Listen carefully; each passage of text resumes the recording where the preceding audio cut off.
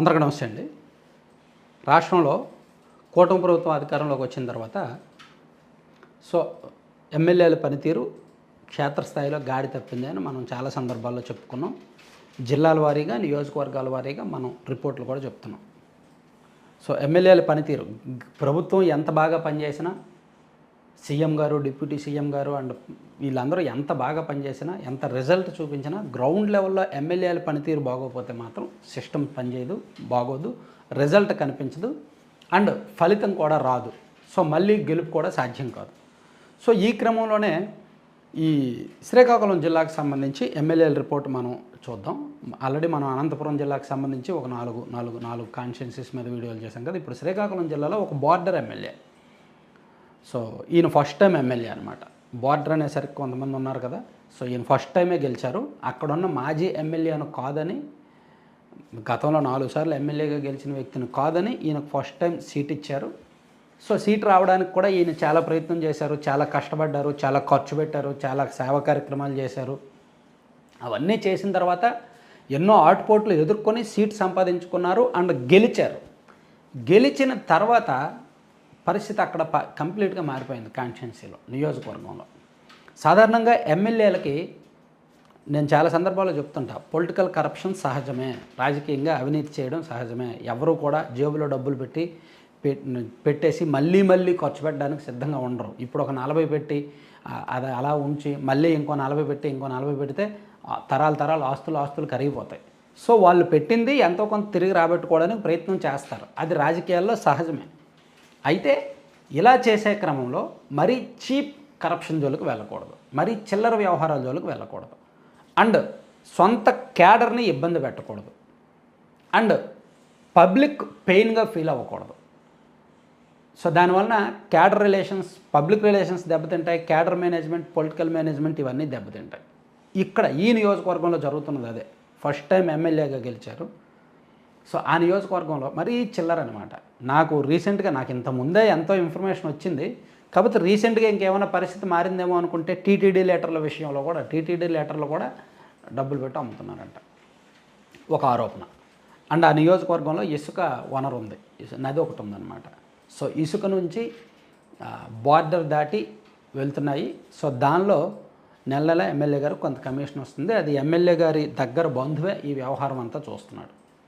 Plus ఈ నియోజకవర్గంలో అతిపెద్ద ఆరోపణ ఏంటంటే, యాక్చువల్లీ ఆయన రియల్ ఎస్టేట్ వ్యాపారం చేస్తుంటాడు. ఈ నియోజకవర్గంలో కొంత మాజీ సైనికుల భూములు అండ్ ప్రభుత్వ భూముల ఆక్రమణలు ఎక్కువగా జరుగుతున్నాయి, కబ్జాలు ఎక్కువగా జరుగుతున్నాయి. దానిలో ఈ ఎమ్మెల్యే గారు అండ్ ఆయన అనుచరుల పాత్ర ఉంది అనేది ఒక పెద్ద ఆరోపణ. సో ఆల్రెడీ మాజీ సైనికులకి గతంలో కొన్నేళ్ల కిందట ఇచ్చిన భూములను వీళ్ళు కబ్జా చేయడం, లేదా అక్కడ బోర్డు పెట్టడం, లేదా వాళ్ళు ఎవరైనా వస్తే అధికారుల చేత బెదిరించి వాళ్ళకి రాజీకి పిలవడం, ఇటువంటి వ్యవహారాలు, ఇల్లీగల్ వ్యవహారాలు ఎక్కువగా జరుగుతున్నాయి. సో అది ప్రభుత్వ పెద్దల వరకు ఫిర్యాదు వచ్చింది. అండ్ అక్కడ ఎవరైనా కాంట్రాక్టర్లు పనులు చేయాలంటే ఎమ్మెల్యే గారికి చెప్పి చేయాలి. ఎస్, ఎమ్మెల్యే గారికి చెప్పి చేయడం వరకు ప్రోటోకాల్, మర్యాద. కానీ ఎమ్మెల్యే గారు అడిగినంత ఇచ్చి చేయాలంటే మాత్రం దౌర్జన్యం.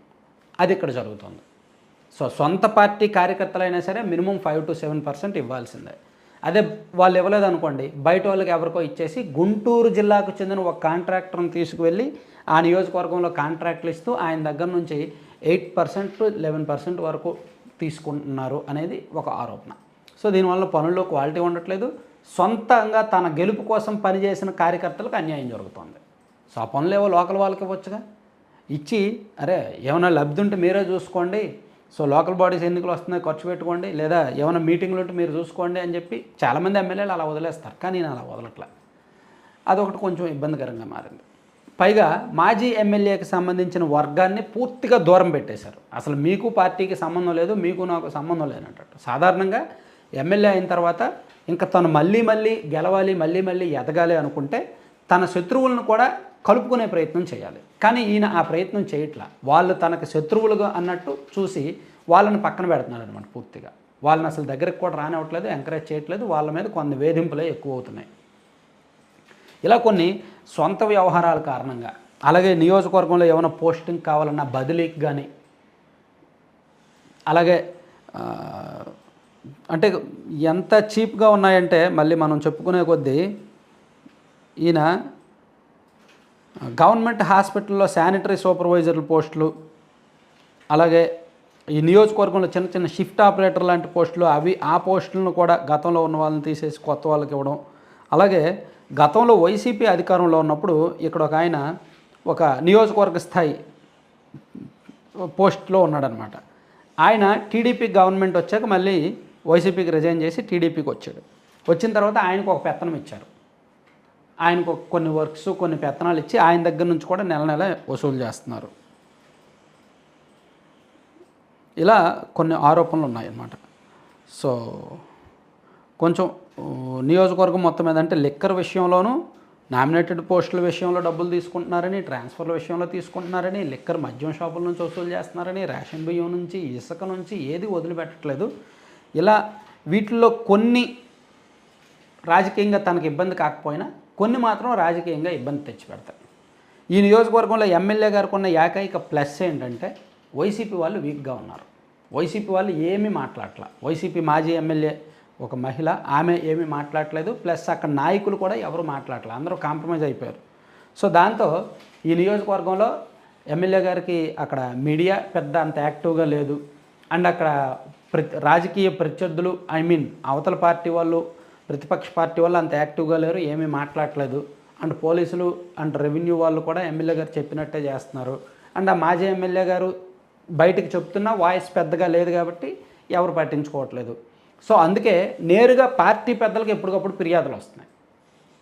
సో ఇంటర్నల్గా పార్టీ పెద్దలకు ఫిర్యాదులు రావడం, వాళ్ళు రకరకాల మార్గాల్లో ఎంక్వైరీ చేయించడం, అవన్నీ నిజమే అని నిర్ధారించుకోవడం. సో ఎమ్మెల్యేని ఆల్రెడీ 2-3 సార్లు అలర్ట్ చేశారు. రకరకాల వ్యక్తుల ద్వారా ఎమ్మెల్యే గారికి అలర్ట్ చేశారు, మీ మీద ఇలా వస్తుంది చూసుకోండి అని. లేదండి అదంతా ఉత్తుంత ఆరోపణలు, అదంతా లేదని ఎమ్మెల్యే గారు చెప్తూ వచ్చారు. కానీ అవన్నీ పెరుగుతున్నాయి. ఇక్కడ నిప్పు లేనిదే పొగరాదు. సో ఇక్కడ మేబీ అక్కడ ఎమ్మెల్యే గారి మీద 100 రూపాయలు తిన్నారంటే మేబీ ఆయన 10-15 తింటే తినొచ్చు. అయితే ఈ ఆరోపణలు మరీ చీప్గా ఉంటున్నాయి కాబట్టి, మరీ చిల్లర వ్యవహారాలుగా ఉంటున్నాయి కాబట్టి కొంచెం అక్కడ పార్టీకి చెడ్డ పేరే, ప్రభుత్వానికి చెడ్డ పేరే. అండ్ ఎమ్మెల్యే గారికి కూడా భవిష్యత్తు ఉండదు ఇలాగే కొనసాగితే అనేది ఒక అప్రమత్తం చేయడానికి మాత్రం ఈ వీడియో చేస్తున్నాం అన్నమాట. Thank you.